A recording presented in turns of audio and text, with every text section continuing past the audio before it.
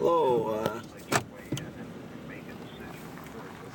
the morning after the 2014 Midwest blizzard.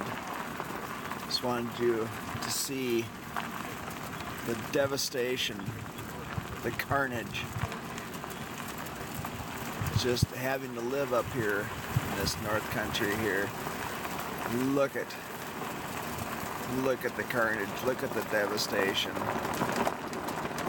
You would have thought from the warnings and watches and stuff like that that my farm place would have been leveled, but everything's still standing, and it's actually a real beautiful day, 10 above, and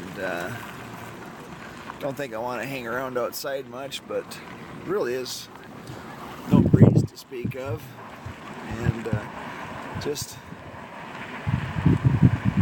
actually beautiful day. You can kind of see from the little wisp of smoke coming out of my wood-fired boiler that it's just smoldering, keeping the house, buildings warm.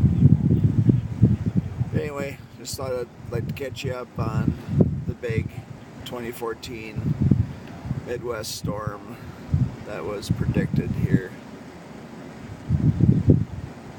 Thanks for watching. Bye.